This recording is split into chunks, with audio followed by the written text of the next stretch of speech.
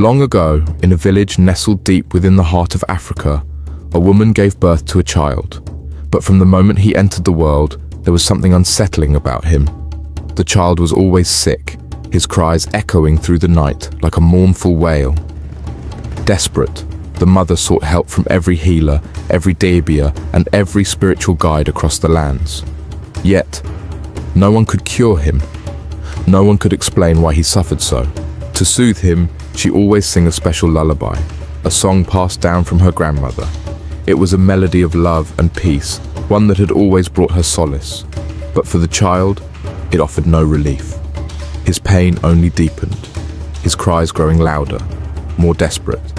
The mother's heart ached, and she often cried all night, her spirit breaking under the weight of his endless suffering. One fateful night, she made a decision that would haunt her forever. She couldn't stand the suffering, and so she carried the child to the evil forest, a place shrouded in darkness and fear, where few dared to venture. The trees loomed tall and menacing, their branches twisting like skeletal fingers against the heavy winds and thunderous lightning as the rain poured down from the bosom of the gods with no mercy. With trembling hands, she gathered figs and small branches. With that she made like an enclosure, and she laid him on the cold, damp nest. His cries pierced the air, but she turned away, her heart hardened by despair. She walked away, leaving him to the mercy of the forest. Many, many years later, the woman had moved on, or so she told herself. The gods has blessed her with other beautiful children, healthy and vibrant. But deep within her soul, a void remained. Pricked conscience. Nightmares plagued her sleep, visions of a child's face, his cries echoing in her dreams. She convinced herself he was gone, lost to the forest forever, even as the guilt clung to her like a shadow. But something strange happened that night as the gods were awake. Under the stormy night, as thunder roared and rain lashed the earth, a young woman ventured into the forest to gather snails. The wind howled, carrying with it a sound that stopped her in her tracks, a faint, sorrowful cry. At first, she dismissed it as the work of evil spirits, but the cries grew louder, more insistent. Against her better judgment, she followed the sound, her heart pounding with fear but undeterred by her curiosity. There, beneath a gnarled tree, lay a child, pale, sickly, and barely alive. His cries were weak, his breath shallow. The young woman hesitated, but something compelled her to act. She scooped him up, cradling him against her chest, and carried him home. Against all odds, she nursed him back to health. Years passed, and the boy grew into a handsome young man. He was a mystery, a survivor of the forest, a child whom the gods themselves have marked, and they carefully guide him, for he never broke a foot or fall sick again. But he carried a secret, a faint memory of a song, a melody he is yet to discover. One day, as he wandered through the bustling market in the village, he heard it, the song. It was soft, melodic, and achingly familiar. His heart raced as he turned to see a young woman singing, her voice weaving the same lullaby that had lingered in his subconscious. He was drawn to her, not just by her beauty, but by the inexplicable connection he felt to the song.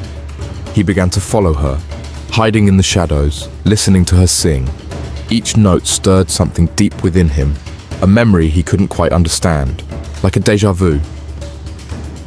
As days passed, his obsession grew, and soon, every market day, he will leave in the early hours and come back late as he trails the lady all day, and soon, his adoptive mother noticed his strange behavior. When she confronted him, he confessed his fascination with the girl and the song. The woman was determined to see her son happy. She arranged for him to marry the girl. The day of the ceremony arrived and the village buzzed with excitement.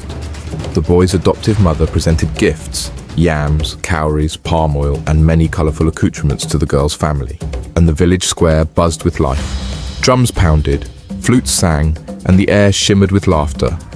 The bride and groom, radiant in colorful beads, danced with joy, their steps fluid and full of life. The villagers chanted prayers and good wishes, their voices rising in unison. It was a celebration of love, a moment of pure happiness. But as the groom danced, he raised his arms, his sleeve slipped, revealing a distinct birthmark. The bride's mother froze. Her breath hitched. It was like a flash of light. She couldn't have forgotten this rare mark. the same mark she had cried and begged the gods to erase from her son so he could be whole and free from his suffering many, many years ago. Her heart pounded as she pushed through the crowd, her hands trembling. She grabbed his arm, her voice breaking, and then she shouted, You are my son!" The music stopped. The laughter died. The groom stared at her, his face pale. The bride's smile faded, replaced by confusion. The villagers fell silent, the festive air now thick with tension. The groom's adoptive mother stepped forward, and in a firm and steady voice she rebuked her and said, "He is my son. I found him in the forest, abandoned. I raised him." The bride's mother collapsed to her knees, tears streaming down her face. "I thought he was gone. I thought I had lost him forever." The square held its breath. The bride's mother opened her mouth, but no words came. The weight of her guilt was too heavy, her sorrow too deep. The groom's heart churned with anger, pain, and confusion. The villagers, sensing the storm brewing, began to slip away, leaving the family in a suffocating silence. The once vibrant square was now still, the colorful beads and laughter replaced by a heavy, unspoken truth. Her face crumpled, but she nodded, tears spilling down her cheeks. The groom stepped back, his chest heavy. He looked at his biological mother, her face etched with regret, and then at his adoptive mother, her eyes filled with love and fear. "You left me to die," he said, his voice trembling with rage. "You thought the forest would take me, but it didn't. I survived, and now you want me back? No. You don't get to decide when I'm your son." He turned and walked away, his steps heavy but resolute. The villagers watched in stunned silence as he disappeared into the distance, the weight of his decision hanging in the air. The marriage could not proceed. The boy and the girl were siblings, bound by blood and a shared past. But the boy's heart was torn. Could he forgive the woman who had left him to die?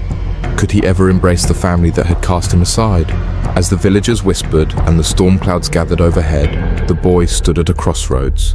His adoptive mother watched him, her eyes filled with love and fear. The biological mother wept, begging for forgiveness. But the boy's face remained stoic, his thoughts hidden behind a mask of pain and confusion. Will the boy ever forgive his biological mother? Can he find it in his heart to reconcile with the family that abandoned him? Or will the scars of his past keep him from ever truly belonging? What are your thoughts? Post your expectations in the comments. Stay tuned for part 2, where the story takes an even darker, more unexpected turn.